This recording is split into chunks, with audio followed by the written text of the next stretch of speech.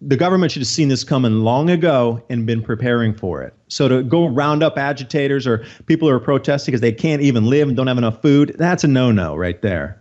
Adapt 2030 Mini Ice Age Conversations covers changes in our climate due to a new and intensifying grand solar minimum.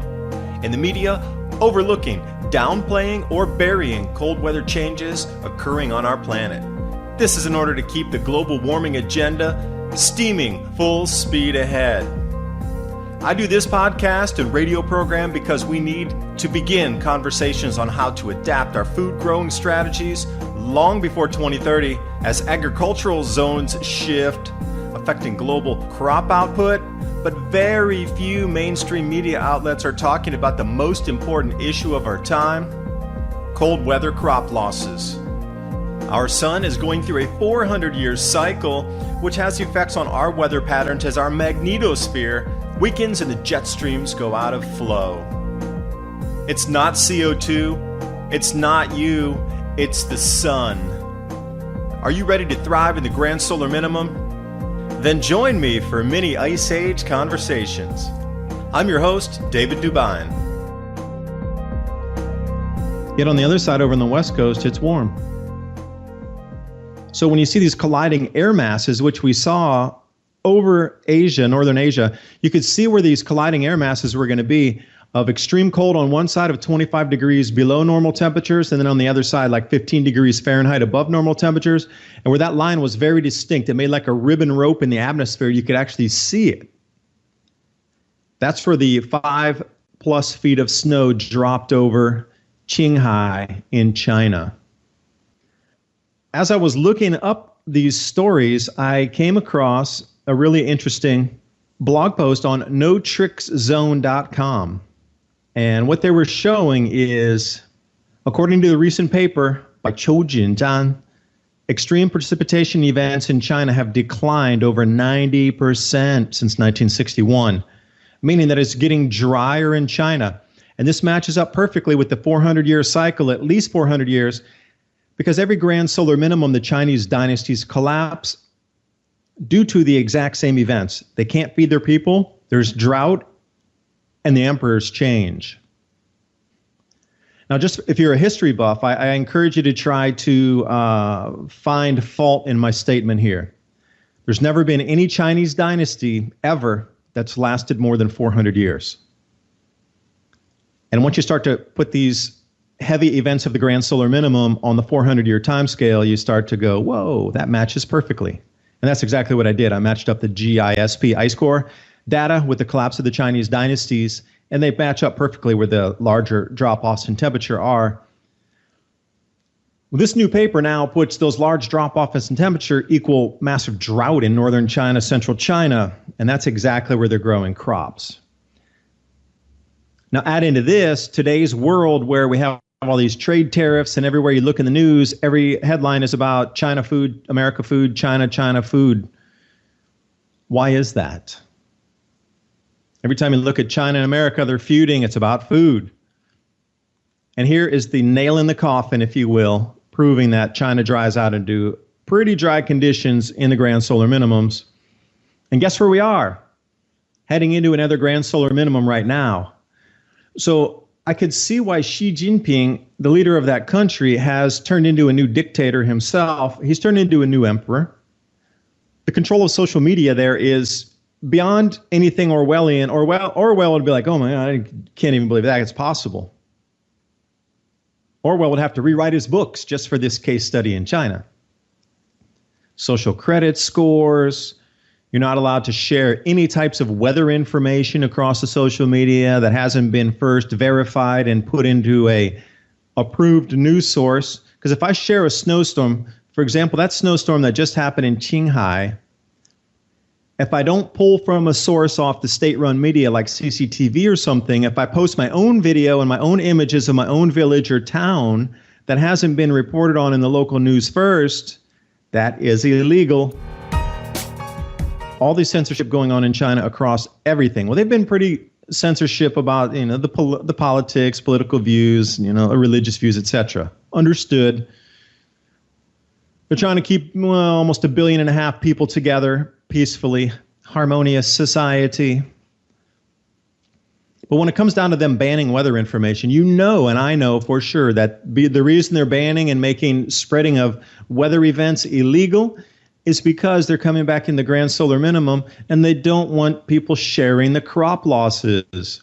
When the government says they're having a bumper harvest and you show images of dried out fields with very little yield coming out of there, that goes directly against what was reported in the approved media.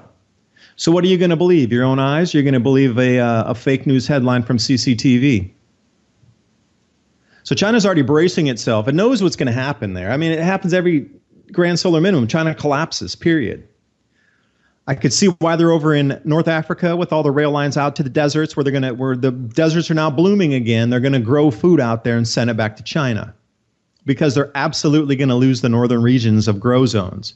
This last article here, I encourage you, and it is called, here, I'll read the title for you. You need to read this one. When you read this, everything's going to fall into place, and it's really like the last piece of the puzzle to click. And once you see it, you'll understand why all the news is happening with China and all the trade wars and all this stuff is smoke and mirrors.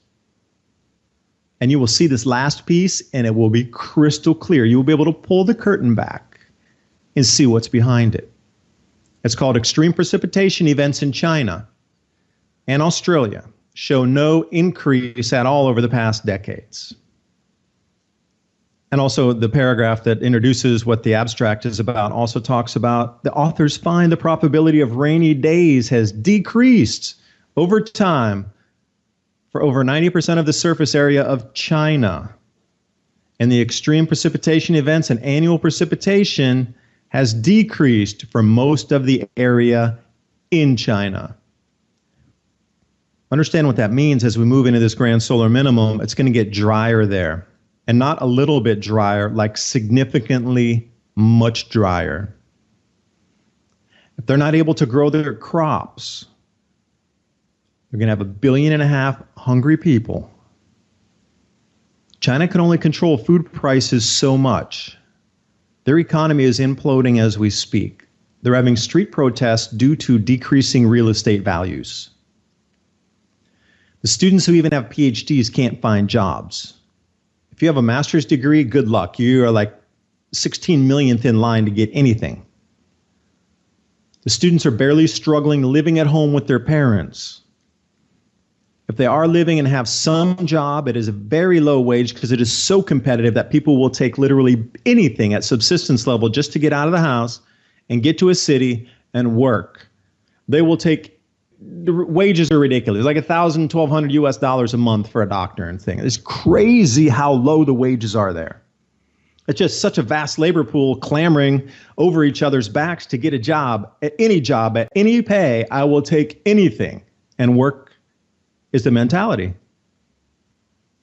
It works at today's price levels, but if food doubles in price, those people who live in the cities are not going to be able to afford it. And they're going to be on the streets too. And they're going to be the younger generation.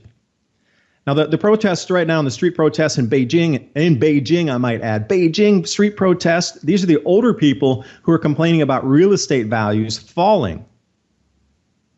Because so many developers built all this stuff and then they kept like 80% of those things unoccupied just to drive the prices up. And now when people want to sell, the developers are the first ones out there flogging off all these empty apartments that they were holding for so long. Encouraged by the government, of course. In cahoots with, because you have to have government approval to get the permits to build these new buildings. So now what's happening is the new buildings that are going up for sale, the people who bought at a high price can't sell because the prices that the new empty rooms or empty apartments are selling for are like 30 to 40% lower than. And they're like, wait a second, you kind of scammed us. You told us it was this price, and now you held all these apartments, and you're trying to sell them at a 40% discount. Well, we can't even sell ours now. Thank you. So when you got people with money in the older generation that has a lot of wealth, and they have political power too. They're out on the streets protesting. This is the older generation, 50, 60, 70-year-olds. But then you got the whole younger generation that can't find work, and they're pissed. They are absolutely just so ferociously angry at the moment. It's just boiling under the surface of that country. Just so, like literally, it's one like little tiniest of a rice plant, dried, ready to snap. And when that unleashes, oh my gosh, you are going to see such a quick change. They're going to walk down the machine guns and be like, we're changing this. When their food prices increase, China's finished. And this brings me, the reason I talk about that is their food prices are increasing right now, and it's going to continue to increase. Their stock market's in a free fall because to get all those loans for those dodgy buildings, everybody was putting collateral as their stock for their company to go ahead and get loans to be able to invest in the buildings and build out other things, right? So let's say I give you 100,000 shares of my company that was listed on like the Shanghai A exchange, and I would use that for collateral on a building or a loan on some business debt to expand. Well, now those loans are coming due, and they're like, all right, we need our money back, the loan's due. And they're like, okay, but when they go to sell off their stocks, those 100,000 shares are only worth less than 50% what they were when the collateral loan was pledged. That collateralization of those shares pledged at that time was literally double the value it is now. So even if they sell 100,000 shares, they only have half the money to pay anything back. So the government's stepping in because this is a runaway happening everywhere across China. Their stock market is literally 1/5 of 1/8 of a fraction away from imploding in itself. So you got like these three things going on over there. And then the food price is going to rise, and it's going to continue to get drier and drier in China. And their food's going to get costing more, and they're going to need more imports. But at the same time, think about the rest of the world. China's just one country that's going to have trouble growing food. America, Canada, Russia, Europe, Australia, South Africa, parts of Argentina, parts of Brazil, they're all having difficulty right now. They've all had crop losses this year. So as we move forward, those yields are going to decline as well. So where's China going to go buy everything from that they need? In a short answer, they're not. What do you think is going to happen? Now all the saber rattling starts. How much new saber rattling have you seen in the last, say, 2 months? I'm going to say it's a direct causation because they want wars, because it's the first time I'm really trying to I've been working on a couple ideas for an article, so this is my first time talking about it, trying to mentally get it together. China's going to have millions and millions and millions of younger men and women on the streets asking for change as the food prices rise. Well, what's the quickest way to get rid of them? Send them off to war. America is going to have millions of people on the streets asking for change when their food assistance is not enough to meet the basic need.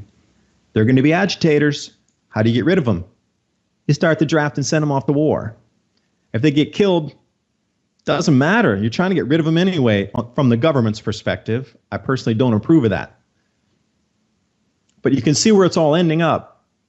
They're going to have to try to move the agitators away from and get them out of the country. And what's the best way to do that? Because imagine in America, okay, there's 1 million street protesters out there, and they're all protesting about high food prices, and the basic assistance on the food programs is not enough to meet the basic needs. Are you going to be able to just round them up in a net and throw them in jail in a FEMA camp somewhere? I don't think so, because I would be staunchly against that. I would be like, no, you're going to let them out of there. You are not going to do that. I would be totally against rounding people up because they're protesting food prices. The government should have seen this coming long ago and been preparing for it. So to go round up agitators or people who are protesting because they can't even live and don't have enough food, that's a no-no right there. And since I have been talking about our need moving forward in this new society that we're entering as our global grain production starts to be reduced in yield, your food prices are going to skyrocket. And I mean skyrocket, not just doubling or tripling, something like 5 or 10 times higher by 2020 at the very least. TrueLeafMarket.com. I really want to talk about growing your own food, which will be a necessity moving forward. They've been around since 1974, heirloom and organic seeds. You know, since I've started talking about them in my videos, I have a lot of people write and say that they've previously ordered, that they know the owner, having great results, good customer service. They quite enjoyed the seed quality as well. And there's so many ways that we can go about growing different types of vegetables that we're going to need. You know, microgreens are incredibly nutritious. They're super fast to grow. In less than a week, you can have something that you can eat. And we know the benefits of microgreens. All you have to do is use a search engine and look up vitamin, mineral, nutrient content of microgreens. You'll be shocked. Also sprouts. We can get those a little bit taller, a little more dense, a little bit larger volume on the vegetation mass coming off of there. So how do you know what kind of sprouts to grow? How about wheatgrass or herbs? What about different types of herbs that we can add to our foods? Now, what I just described to you, there's a full range of starter guides there at trueleafmarket.com for you to take a look at. Even if it's just for your own knowledge and you don't purchase something from them, at least get the information so you know how to grow microgreens, you know how to grow sprouts, you understand what some of the herbs are for. And not only that, they have wheatgrass and grain seeds. So I'm talking about grain growing regions going offline. We just need to look back in history and see where across the planet there was difficulty growing grains when this grand solar minimum intensified and the jet stream started wandering just like they're doing today due to a decreased magnetosphere that does not hold our jet streams locked in their traditional flows. Grains are one thing, herb seeds are another, cover crops, something different, but whatever you do, organic seeds are going to be a necessity because you can save those seeds and then grow them the next season, which you unequivocally cannot do with GMO. TrueLeafMarket.com. Use the link below and give yourself the gift of organic and heirloom seeds. The blame should be pointed, fingers point back at the Congress and fingers point back straight into the government. This is not going to work. My parents would be out on the street going, you're going to let them go. For sure. And everybody I know would be the same way. There would be no way they could get away with that. But what they could get away with is, we're with this other country. We need the draft. All you guys, we'll give food to your families. We'll get you in the draft. You go over and fight, and we'll make sure your families are taken care of. You guys get to eat every day. We'll give you plenty of food, but you got to go fight. And you can see this already unfurling. I swear you can just see it tick-tock, step by step, moving down to 2020, 2021. Because I firmly say by 2021, cat's out of the bag. Everybody knows what I'm talking about, like water cooler talk. There's going to be a lot of protests. There's going to be a lot of stuff going on, and our world's going to shift in an instant. We're really at the reset button edge right now. And I hope by listening to these types of programs, myself, Christian at Ice Age Farmer, Diamond at Oppenheimer Ranch Project, Ben over at Suspicious Observers and the whole crew over there talking about Electric Universe and how the changes are here. Got Christopher over at Ice Age 2050. Pierce Corbin, John Casey, all these, there's like an enormous amount of people out there talking about this right now. David Dilley, how about the Australian forecasters? Get down there with Kevin Long. There's so much information out here right now. This is where your niche is. I'm telling you, you got to be able to find it. So if you can see a crystal ball like I can here, just use China drying out as your focal point and move from there forward. Like, what do you think they would do? Be the China government for a moment. Okay, you got citizens all over the place rioting because of food prices. Your army can't control them because you're shooting all these people and now it's making bad news. And it's bringing to the forefront that there's food shortages in China, which will bring to the forefront food shortages in every other place, and people will start questioning, what about our food security? So it's not going to really happen where they're going to shoot everybody in China and put them all down with the army and we're just going to sit and still buy their stuff like Tiananmen Square 2.0. That ain't happening, I assure you.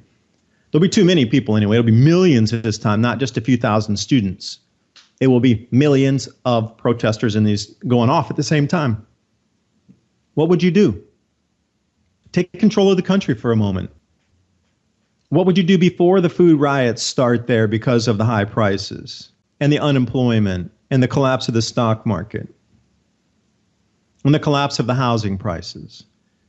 What would you do? Lead the society. This is how you see it will unfold going forward. Like, what would you really do if you had all those problems and it's a dictatorship, it's an emperor. You say a thing and it gets done. There's none of this, we got to vote on it. It's like you say it, it happens. What would you do? And go from that point forward. But then you got to take into consideration too, every country is going to produce less food. So then add that into the equation. Moisture patterns are shifting across the planet. Deserts are greening. Other areas are drying out on the clockwork. At least this grand solar minimum is well known. And now we got the final thing here. Now we know in the grand solar minimum too, America is going to get drier and colder, Canada as well. Europe, especially France, Germany, and Eastern Europe, for anywhere close to where it was, places like Poland all the way down to Croatia, Slovenia, that area, going to just get bone-chilling cold, and the precipitation patterns are going to shift. So you can start to pick out a few of these points on the planet where they know statistically exactly what happens, and like you get drought in this area, get excessive cold winters, etc. And then put it all together and know that we're going to need to store food. And understand that what's happening in the UK is 5 times less storage than they need right now just for Brexit. And then expand that onto a global type of event where where's our food storage? How much more food storage do we need? And then you start to get a much greater picture of why all these things are happening in the news, why the media censorship's going on, why they're going to need to control the narrative moving forward. And if you're going to control the narrative moving forward as a government body, how would you employ the tech companies to do such a thing? And this is how you can wrap this up into one big piece. And then inside there, what is the need of the average person? It's kind of what it boils down to, is what is the need of the average person that's not there now that they will need to transition or move through these next few years to a decade. And there's a huge list. I found 30 some plus already that I've written down. I keep focusing on the food storage because that's one of my big ones. Indoor agriculture, food storage, long-term food storage, preparation. How do you take a product that comes from the field and then turn it into something that can last for a longer time, that can be transported more easily? That's like the long-term food storage preparation type thing. But there's many, many, many, many more. People are going to need to boost the R values on their homes. I mean, all kind of stuff. That's the simplest stuff. Well, when we come to the transition in the economy, then what? Well, what are the new job sectors going to be? If people lose their jobs because they're working in an electronics store and that store goes out of business, where can those people move to? What new parts of the economy are going to expand? This is what you want to focus on, is where will the expansion start first, continue through, and that's where you want to put yourself right in the middle of. So anyway, I hope this broadcast helped you today. While you have a full plate of food, be so thankful for that. Truly just so grateful, so thankful for the food that's in front of you. I truly believe this is, one of the last years we're going to have such abundance on our planet of food. Like, you will truly behold these days as truly sacred days where there's food available. Be thankful for the things you have around you, the comforts, the safety, the food, the warmth, the clothing that you have right in front of you right now, because it's so precious. Enjoy every single moment of it as we move forward. And there'll be ways to get through this, no problem. It's like going down a road that's been plowed. Stay in the plowed lane. Don't go off into the snow. And the record cold temperatures across the Northeast U.S., Central U.S., Central Canada, all the way down to Cuba and Central Mexico, going to get smashed next week. It's unbelievable in both hemispheres how it's happening. But please understand the causation. It's not because of CO2. It's the sun. Once you have the full playbook, it's going to be more of a safety manual for you than a playbook. Anyway, thanks for joining me for today. I'm David DuByne, your host, creator of the Adapt 2030 channel on YouTube, as well as the Mini Ice Age Conversations podcast, available anywhere across the net. freedomslips.com, Studio A, Revolution Radio. Thank you so much for allowing me the platform. This video is brought to you by our friends at TrueLeafMarket.com.